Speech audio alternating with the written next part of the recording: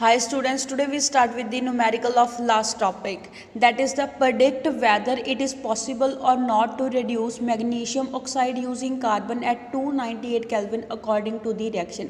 कहते हमें ये फाइंड आउट करना है कि जो मैग्नीशियम ऑक्साइड की रिडक्शन है वो कार्बन को यूज़ करके हो सकती है 298 केल्विन टेम्परेचर के ऊपर या नहीं हो सकती, इस रिएक्शन के अकॉर्डिंग जो उन्होंने हमें गिवन दे रखी है। दैट इज़ कहते हैं जब मैग्नीशियम ऑक्साइड सॉलिड स्टेट के अंदर रिएक्शन शो करता है कार्बन के साथ सॉलिड स्टेट के अंदर, उस दौरान प्रोडक्ट फॉर्मेशन क्या होती है, मैग्नीशियम मिलेगा, साथ में कार्बन मोनोऑक्साइड गैस मिलती है। एंड इस रिएक्शन के लिए हमें जो इंथैल्पी चेंज है उसकी वैल्यू गिवन दे रखी है प्लस 491.18 किलो जूल पर मोल वैल्यू गिवन दी हुई है।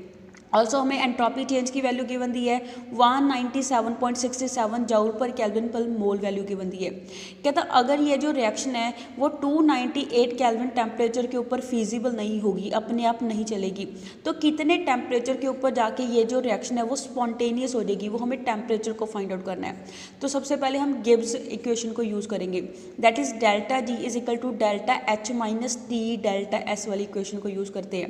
यहाँ पे हमें डेल्टा एच की वैल्यू गिवन दी है, ऑल्सो हमें जो एंट्रोपी चेंज है उसकी वैल्यू गिवन दी है, एंड टेम्परेचर हमें 298 केल्विन गिवन दिया है। इन सारी वैल्यूज़ को हम क्या करेंगे, डेल्टा जी वाली इक्वेशन में पुट कर देंगे, वहाँ से कैलकुलेट करेंगे डेल्टा जी की वैल्यू कितनी आती है प्लस 432.28 किलो जूल पर मोल के इक्वल आती है। यहाँ पे जो डेल्टा जी की वैल्यू है वो पॉजिटिव में आ रही है, देयरफॉर कहता है 298 केल्विन टेम्परेचर के ऊपर ये जो रिएक्शन है वो पॉसिबल नहीं होती है, वो अपने आप नहीं चलेगी। नेक्स्ट हमें फाइंड आउट करना है कि कितने टेम्परेचर के ऊपर जाके ये जो रिएक्शन है वो स्पॉन्टेनियस हो जाएगी। उसके लिए हम टेम्परेचर को कैलकुलेट करेंगे जब डेल्टा जी किसके इक्वल आ जाएगी, जीरो के इक्वल आ जाएगी। तो डेल्टा जी को यहाँ पे हमने जीरो एज्यूम कर लिया है, वहाँ से हम इस इक्वेशन को रीअरेंज करके क्या करेंगे, टी की वैल्यू को कैलकुलेट करेंगे। तो हमारे पास टी किसके इक्वल आ जाएगी, delta H divided by delta S के इक्वल आ जाएगी। डेल्टा एच की वैल्यू हमें गिवन दी है, डेल्टा एस की वैल्यू हमें न्यूमेरिकल में गिवन दी है। इन दोनों वैल्यूज़ को पुट करके टेम्परेचर हमारे पास कैलकुलेट करके कितना आ जाता है 2484.8 केल्विन के इक्वल आ जाएगा। देयरफॉर कहता है ये जो रिएक्शन है हमारे पास, जो रिडक्शन रिएक्शन है वो स्पॉन्टेनियस होगी अगर हम टेम्परेचर को इस वाले टेम्परेचर से क्या कर दे, इंक्रीज कर दे। उसके बाद कहता है डेल्टा जी की वैल्यू क्या आ जाती है, नेगेटिव में वैल्यू आ जाएगी। नेगेटिव में वैल्यू आ जाएगी, दैट मीन्स वो रिएक्शन अपने आप चलने लगेगी, वो रिएक्शन स्पॉन्टेनियस हो जाती है। Next topic is standard Gibbs energy change, कि स्टैंडर्ड गिब्स एनर्जी चेंज क्या होती है, इसको हम डिफाइन कैसे करते हैं कि जो गिब्स एनर्जी में चेंज आती है किसी प्रोसेस के लिए जिसमें कहता है जो रिएक्टेंट है अपनी किस स्टेट के अंदर हो, स्टैंडर्ड स्टेट के अंदर हो, एंड वो कन्वर्ट होते हैं प्रोडक्ट के अंदर, एंड जो प्रोडक्ट मिलते हैं वो भी अपनी स्टैंडर्ड स्टेट के अंदर हो। उस दौरान जो एनर्जी में चेंज आएगी उसको क्या बोलेंगे, गिब्स एनर्जी चेंज बोलते हैं। कहते हैं यहाँ पे एक चीज़ नोट करने वाली है कि इंथैल्पी की तरह जो गिब्स एनर्जी है वो भी किसके ऊपर डिपेंड करती है, state of reactant and state of product के ऊपर डिपेंड करती है, ऑल्सो टेम्परेचर प्रेशर के ऊपर डिपेंड करती है under which the reaction take place, कि किन कंडीशन के अंदर वो रिएक्शन है वो हो रही है। देयरफॉर कहता है ये कन्वीनियंट है फिक्स करना कि हम क्या करते हैं, स्टैंडर्ड या फिर रेफरेंस स्टेट है रिपोर्टिंग डाटा के लिए फिक्स कर लेते हैं according to latest thermodynamic convention. कहता है जो स्टैंडर्ड स्टेट होती है सब्सटेंस की उसको स्पेसिफाइड टेम्परेचर करा गया है कि उसकी प्योर फॉर्म के ऊपर उसका जो स्पेसिफाइड टेम्परेचर है, एंड यहाँ पे हम प्रेशर कितना लेते हैं, 1 बार प्रेशर लेते हैं। कहते हैं जो स्टैंडर्ड स्टेट है उसको हम कैसे रिप्रेजेंट करते हैं, सबस्क्रिप्ट नॉट के साथ उसको रिप्रेजेंट करेंगे। देयरफॉर कहता है जो डेल्टा जी नॉट है वो क्या रिप्रेजेंट करता है, स्टैंडर्ड फ्री एनर्जी चेंज को रिप्रेजेंट करता है। फॉर एग्जांपल कहता है जो स्टैंडर्ड स्टेट है हाइड्रोजन गैस की 298 केल्विन टेम्परेचर के ऊपर, प्योर गैस की 1 बार प्रेशर के ऊपर होगी। ऐसे कहता है जो स्टैंडर्ड स्टेट है लिक्विड एथेनॉल की, टेम्परेचर यहाँ पे कितना होगा 298 केल्विन होगा। उस दौरान कहता है जो प्योर लिक्विड है लिक्विड एथेनॉल का वो एग्जिस्ट करता है हमारे पास स्टैंडर्ड प्रेशर के ऊपर, दैट इज़ 1 बार प्रेशर के ऊपर। सिमिलरली कहता है जो स्टैंडर्ड स्टेट है सॉलिड एल्यूमिनियम ऑक्साइड की, उसके लिए हमारे पास जो स्पेसिफाइड टेम्परेचर होता है वो कितना होता है 298 केल्विन टेम्परेचर होता है। उस दौरान सॉलिड एल्यूमिनियम ऑक्साइड एग्जिस्ट करता है 298 केल्विन एंड 1 बार प्रेशर के ऊपर। ऐसे कहता है यहाँ पे एक चीज़ नोट करने वाली है कि जो फिजिकल स्टेट है उसको भी साथ में बताना चाहिए, बिकॉज कहता है जब भी हम बात करते हैं स्टैंडर्ड स्टेट की उस दौरान कहता है जो सॉलिड लिक्विड वेपर फेसेस होते हैं मैथनॉल के which are the pure solid, pure liquid and pure vapour. कहता है वो किस फॉर्म में एग्जिस्ट करते हैं, प्योर सॉलिड, प्योर लिक्विड या फिर प्योर वेपर की फॉर्म में एग्जिस्ट करते हैं वन बार प्रेशर के ऊपर हर एक केस के अंदर। देयरफॉर कहते हैं जो स्टैंडर्ड गिव्स एनर्जी चेंज आती है रिएक्शन के लिए, उस वो क्या होगी हमारे पास, गिव्स एनर्जी चेंज होगी जब कहता है जो सभी के सभी रिएक्टेंट है एंड जो प्रोडक्ट है अपने किस स्टेट के अंदर होते हैं, स्टैंडर्ड स्टेट के अंदर होते हैं।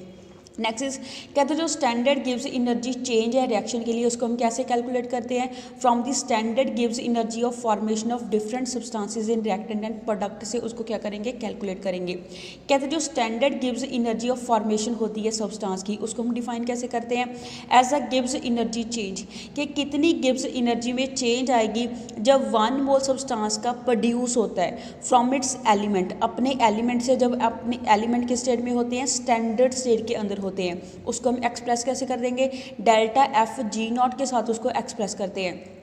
कहते हैं जो स्टैंडर्ड गिव्स एनर्जी ऑफ फॉर्मेशन है कुछ कॉमन सब्सटेंसेस के लिए हमें 298 केल्विन टेम्परेचर के ऊपर गिवन दी हुई है टेबल नंबर 12 के अंदर, नेक्स्ट पेज के ऊपर। जैसे कहता है standard enthalpy of formation of element है, उसकी तरह जो स्टैंडर्ड गिव्स एनर्जी ऑफ फॉर्मेशन है एलिमेंट की स्टैंडर्ड स्टेट के अंदर, उसको भी हम क्या एज्यूम करके चलते हैं, जीरो एज्यूम करके चलते हैं। मीन्स कहता है जब एलिमेंट अपनी स्टैंडर्ड स्टेट के अंदर होंगे उस दौरान उसकी जो स्टैंडर्ड गिव्स एनर्जी ऑफ फॉर्मेशन होगी उसकी वैल्यू हम क्या एज्यूम करेंगे, जीरो एज्यूम करेंगे। दस कहता जो स्टैंडर्ड गिव्स एनर्जी चेंज आती है रिएक्शन के लिए, उसको हम कैसे रिप्रेजेंट करते हैं, delta G is equal to summation of delta F G not of product minus summation of delta F G not of reactant से उसको रिप्रेजेंट करेंगे।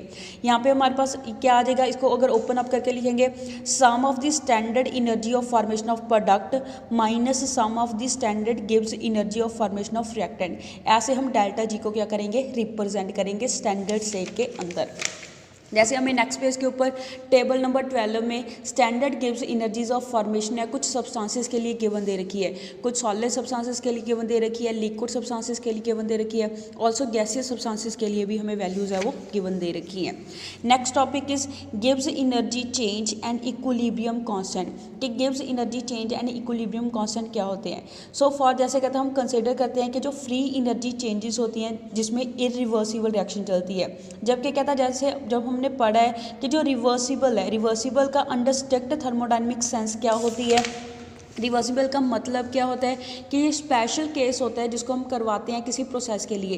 कहते हैं ऐसे सिस्टम के अंदर जो सभी टाइम के ऊपर परफेक्ट इक्विलिब्रियम होता है सराउंडिंग के साथ, मींस सिस्टम का सराउंडिंग के साथ क्या होता है, हर एक टाइम के ऊपर परफेक्ट इक्विलिब्रियम मेंटेन रहता है। कहते हैं केमिकल रिएक्शन के लिए जो टर्म रिवर्सिबल है उसका मतलब क्या है कि किसी गिवन रिएक्शन को जब हम प्रोसीड करवाते हैं चाहे किसी भी डायरेक्शन के अंदर, मींस कहता है हमारे पास फॉरवर्ड एंड बैकवर्ड डायरेक्शन के अंदर एक साथ उसको प्रोसीड कराएं केमिकल रिएक्शन को, उस दौरान कहता है दोनों के बीच में क्या हो जाता है, इक्विलिब्रियम सेटअप हो जाता है। दिस मीन्स कहता है जो रिएक्शन है वो प्रोसीड करेगी with a decrease in free energy. कहता है कब प्रोसीड करेगी, फॉरवर्ड डायरेक्शन में, जब फ्री एनर्जी में क्या आती है, डिक्रीज आती है in both of the direction. कहता फॉरवर्ड डायरेक्शन में भी हमारे पास जब फ्री एनर्जी में डिक्रीज आएगी तो फॉरवर्ड डायरेक्शन में चलेगी, उस दौरान कहता है फ्री एनर्जी में डिक्रीज आएगी उस दौरान सेम एज इट कहता है बैकवर्ड डायरेक्शन में क्या चलेगी, रिएक्शन प्रोसीड होती है, जबकि कहता है ऐसा पॉसिबल नहीं होता। देयरफॉर कहता हम यहाँ से कह सकते हैं कि इक्विलिब्रियम स्टेट के ऊपर जो टोटल फ्री एनर्जी है सिस्टम की वो सबसे मिनिमम एनर्जी होती है। अगर कहता वो मिनिमम एनर्जी नहीं होगी उस दौरान कहता जो सिस्टम है वो क्या हो जाएगा, स्पॉन्टेनियसली चेंज होगा to a configuration of lower free energy, उस कन्फिग्रेशन में चेंज हो जाएगा जिसकी क्या होगी, लो फ्री एनर्जी होगी। कहता है जो फ्री एनर्जी है वो क्या है कि एक्सटेंसिव प्रॉपर्टी है एंड देयरफॉर कहता है इसकी जो वैल्यू है किसी गिवन सब्सटेंस के लिए वो किसके ऊपर डिपेंड करेगी, सब्सटेंस की कंसंट्रेशन के ऊपर डिपेंड करेगी, अमाउंट के ऊपर डिपेंड करेगी, जिसके कारण इसको हम क्या बोलते हैं, एक्सटेंसिव प्रॉपर्टी बोलते हैं। जैसे हम कंसिडर करते हैं एक जर्नल रिएक्शन, दैट इज कहता है हमारे पास जो रिएक्टेंट है ए एंड बी, प्रोडक्ट क्या मिल रहे हैं, सी एंड डी प्रोडक्ट मिलते हैं। इस रिएक्शन के अंदर हमारे पास इक्विलिब्रियम मेंटेन है। कहता है जो गिव्स एनर्जी ऑफ रिएक्शन है that is delta R G, वो किसके साथ रिलेट करती है, to the composition of reaction mixture, reaction mixture की कितनी कंपोजिशन है, कितनी मात्रा में हमने उनको लिया है रिएक्टेंट एंड जो हमारे पास दो रिएक्टेंट है ए एंड बी। एंड कहता है उस दौरान जो स्टैंडर्ड रिएक्शन गिव्स एनर्जी है डेल्टा आर जी नॉट, उसको हम कैसे एक्सप्रेस करेंगे, delta R G is equal to delta R G not plus R T log Q के साथ उसको रिप्रेजेंट करते हैं।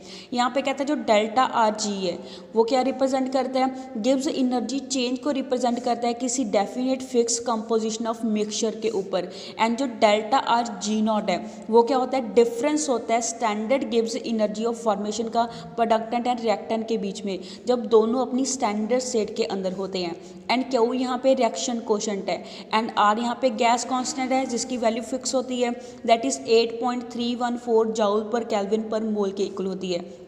अगर कहते हैं सभी की स्पीसीज है वो गैसीय स्टेट में हो, उस दौरान कहते हैं जो कंसंट्रेशन है उसको हम किस टर्म में एक्सप्रेस करते हैं, पार्शियल प्रेशर की टर्म में उसको एक्सप्रेस करेंगे बिकॉज गैसेस का प्रेशर होता है। एंड कहते हैं जो रिएक्शन कोशेंट है उसको हम कैसे लिखेंगे, क्यू पी लिखते हैं। अगर कहता है हमारे पास जो स्पीसीज है वो सॉल्यूशन स्टेट के अंदर हो, उस दौरान जो रिएक्शन कोशेंट है उसको हम किस टर्म में एक्सप्रेस करते हैं, मोलर कंसंट्रेशन की टर्म में एक्सप्रेस करेंगे एज क्यू सी।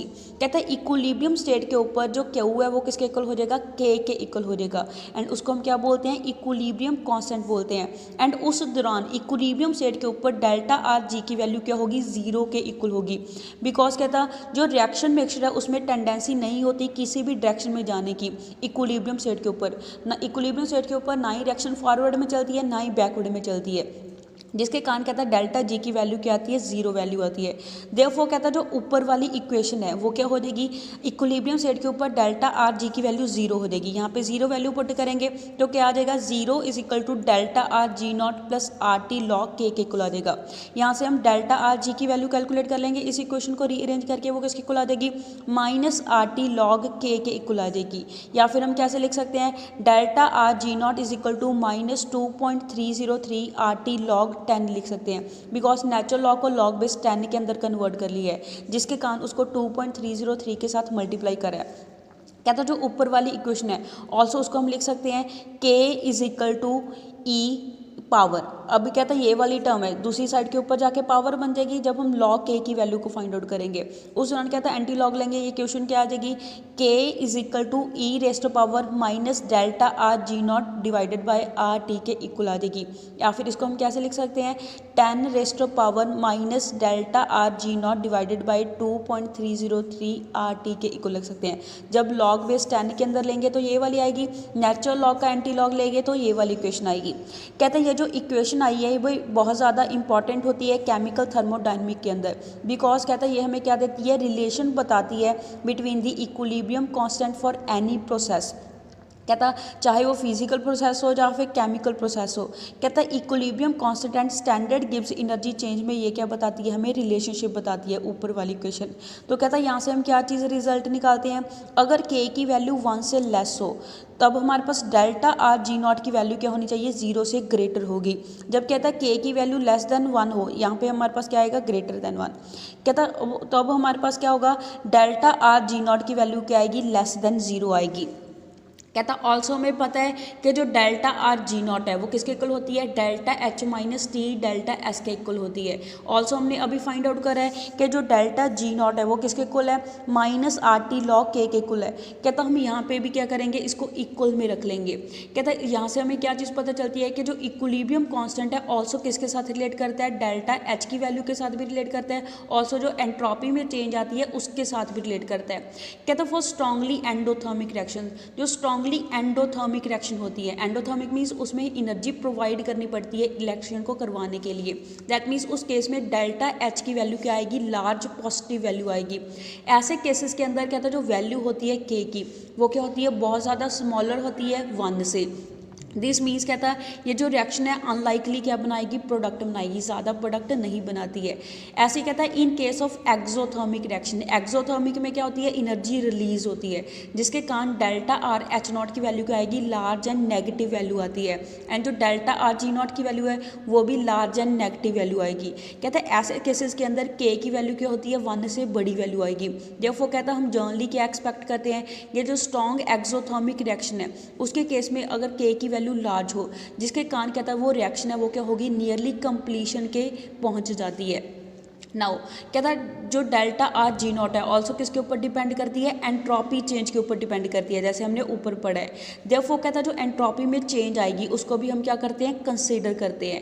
कहता है ये जो चेंजेस आती है ऑल्सो ये किसको अफेक्ट करती है, के इक्विलिब्रियम कांस्टेंट की वैल्यू को अफेक्ट करती है। ऑल्सो हमें बताती है कि जो रिएक्शन है हमारे पास केमिकल रिएक्शन है वो किसके ऊपर डिपेंड करती है, डेल्टा एस नॉट की वैल्यू के ऊपर डिपेंड करेगी या नहीं करेगी। कहता है वो कैसे पता चलेगा कि डेल्टा एस की वैल्यू पॉजिटिव आ रही है या नेगेटिव आ रही है। इक्वेशन 7 को हम यहाँ पे यूज़ करेंगे, दैट इज़ ये वाली इक्वेशन को हम यहाँ पे यूज़ करते हैं। कहते हैं ये पॉसिबल है एस्टिमेट लगाना कि डेल्टा जी नॉट की वैल्यू है उसको हम delta H and delta S की वैल्यू से मेयर कर लें। कहता है उसके बाद हम क्या कैलकुलेट करते हैं, के की वैल्यू को मेयर करेंगे किसी भी टेम्परेचर के ऊपर for economic yield of the product, ताकि हमें क्या मिले, प्रोडक्ट की ज़्यादा मात्रा मिले। अगर कहता है के की वैल्यू को हम मेयर करते हैं डायरेक्टली लैब के अंदर, उस दौरान कहता है जो डेल्टा जी नॉट की वैल्यू है किसी भी और टेम्परेचर के ऊपर उसको हम क्या कर सकते हैं, कैलकुलेट कर सकते हैं। So that's all for today, stay home stay safe, thank you.